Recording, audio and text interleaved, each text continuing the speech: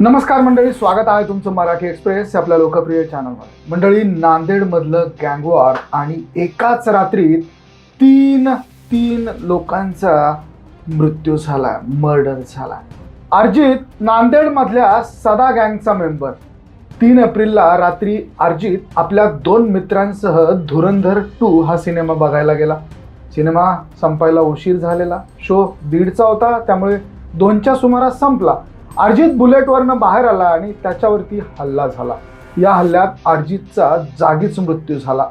अर्जितवर हल्ला करणाऱ्यांपैकी एकाचा मृत्यू झाला, तर जखमी असणाऱ्या एकाला हॉस्पिटलमध्ये संपवून अर्जितच्या भावाने बदला पूर्ण केला।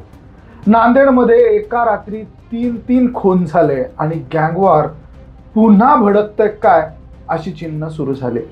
रात्री नांदेडमध्ये काय घडलं, गँगवॉरमध्ये काय काय गोष्टी घडल्या, ह्या सगळ्या गोष्टी तुमच्यासमोर मांडणारा हा व्हिडिओ। तर मंडळी, नांदेडमधल्या डीमार्ट परिसरात E-स्क्वेअर हे थिएटर आहे। या थिएटरमध्ये 3 एप्रिलच्या रात्री धुरंधरचा शो होता। शो रात्री उशिरा सुटला। थिएटरमधनं एक जण बुलेटवरनं बाहेर पडला आणि तो होता अर्जित सिंग चव्हाण। त्याच्यासोबत संभाजी पाटील आणि नागेश्वर लढे असे आणखी 2 मित्र होते। हे दोघे जण काहीशा निर्जन भागात पोहोचले आणि त्याच वेळी एक टोळकस पुढे आलं। त्यांनी अर्जित सिंग चव्हाणवर रीतसर ट्रॅप लावला होता। अर्जित थिएटरमधनं साधारणपणे कधी बाहेर पडेल याचा अंदाज त्यांनी घेतलेला।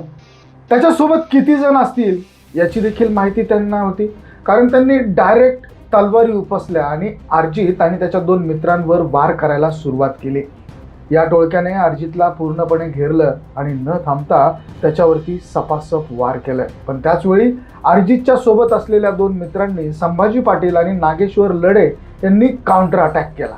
त्यांनी आपल्या जवळचे चाकू आणि खंजीर काढले। अर्जितवर वार करणाऱ्या मोहम्मद अरबाज आणि सय्यद आवेज यांच्यावर हल्ला चढवला। दोन्ही बाजूंनी खतरनाक चकामक झाली आणि अशातच अर्जित सिंग चव्हाण खाली कोसळला।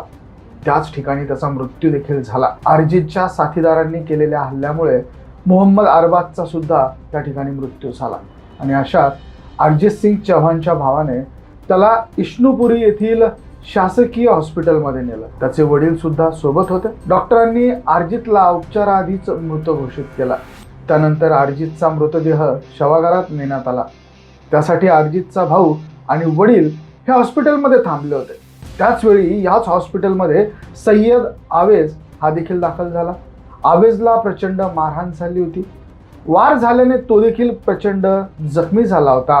उपचार मिळवण्यासाठी त्याचे सहकारी त्याला वेगवेगळ्या हॉस्पिटलमध्ये घेऊन गेले, पण सगळ्यांनीच आणि सगळ्याच हॉस्पिटलनी त्याला नकार दिला आणि त्यामुळे त्याला विष्णुपुरी इथल्या शासकीय हॉस्पिटलमध्ये आणण्यात आला। स्थानिक पत्रकारांनी दिलेल्या माहितीनुसार या हॉस्पिटलमध्ये ज्या बेडवर अर्जितला ठेवलं गेलं होतं त्याच बेडवर नंतर सय्यद आवेजला हे ठेवण्यात आलं आणि ही गोष्ट अर्जितच्या भावाने बघितली। तो सगळ्यांच्या समोर आवेजच्या जवळ गेला आणि आपल्या जवळचा खंजीर काढून त्याने आवेजवर आपल्या भावाच्या हत्येचा बदला म्हणून त्याने भावावर वार करणाऱ्याला हॉस्पिटलमध्ये संपवला। नांदेडमध्ये तासाभरात 3 खून झाले होते। गँगवॉरची ठिणगी पडली होती आणि आता हे सगळे प्रश्न समोर येतात की घडलं कशावरून। ज्या 2 टोळ्यांमध्ये हे घडलं त्या 2 टोळ्यांचा इतिहास नेमका काय, तर अर्जित सिंग चव्हाण हा नांदेडमधल्या सदा गँगचा मेंबर होता। सदाशिव देशमुख हा या गँगचा म्होरक्या होता आणि त्याची हत्या झाल्यानंतर अर्जित सिंग चव्हाणने या गँगची सूत्र आपल्या हातात घेतली होती। सदाशिव देशमुख उर्फ सदावर हल्ला करायला मदत केली म्हणून त्याने 2023 मध्ये एका तरुणावर प्राणघातक हल्ला केला होता। त्यावेळी त्याच्यावर खुनाचा प्रयत्न देखील झाल्याचा घटना आहे आणि तसा गुन्हा देखील दाखल झालेला। अर्जित सिंग चव्हाणवर एकूण 9 गुन्हे दाखल आहेत। नांदेडमध्ये वर्चस्व मिळवण्यासाठी चव्हाण हा आतुर होता, पण या सगळ्यात त्याला आव्हान होतं ते अनिल पंजाबी आणि साई लाला याच्या टोळीचं। सदा देशमुख आणि अर्जित चव्हाण हे दोघे अत्यंत जवळचे मित्र आहेत। सदाच्या मृत्यूनंतर अर्जितने आपल्या इतर मित्रांसोबत त्यांनी काही मेसेजेस केले आणि हा ग्रुप देखील त्यांनी त्या ठिकाणी तयार केला।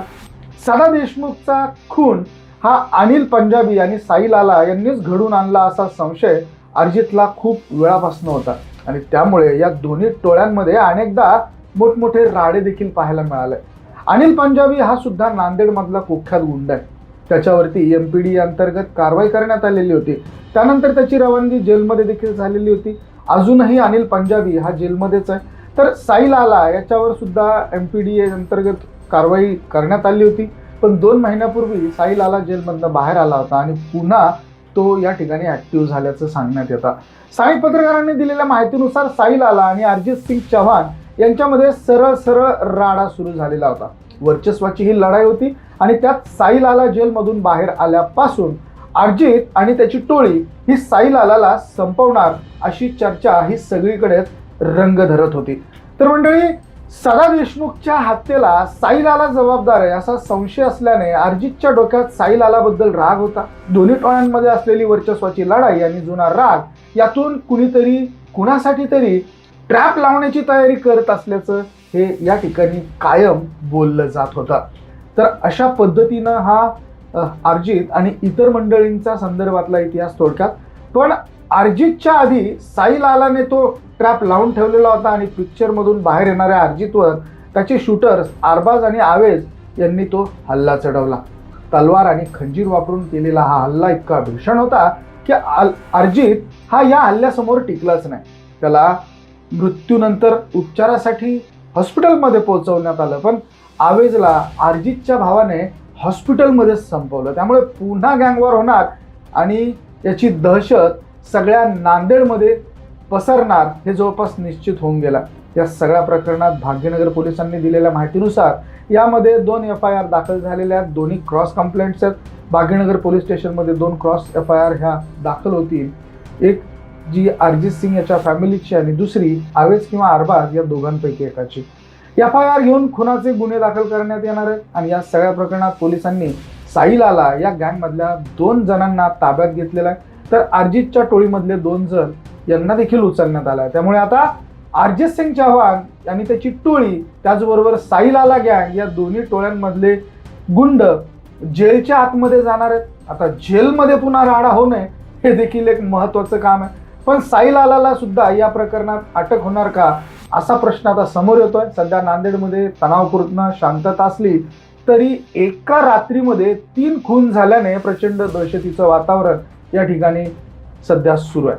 शहरात वर्चस्व कुणाचं असणार यावरून झालेला वाद आता फक्त रस्त्यावर होणाऱ्या खुनांपर्यंतच मर्यादित राहिलेला नाहीये, तर हा वाद हॉस्पिटलच्या बेडपर्यंत पोहोचलाय. भावावर हल्ला केल्यानंतर जखमी झालेल्या पोराला हॉस्पिटलच्या बेडवरच संपवण्यात आल्याची ही घटना अतिशय धक्कादायक आणि त्यामुळे नांदेड पुरतं हादरून गेलेलं आहे. मंडळी, नांदेडच्या या गँगवॉर बद्दल तुमच्याकडे आणखी वेगळी काही माहिती आहे का? असेल तर कमेंटमध्ये अवश्य नोंद करा. व्हिडिओ तुम्हाला आवडला असेल तर शेअर जरूर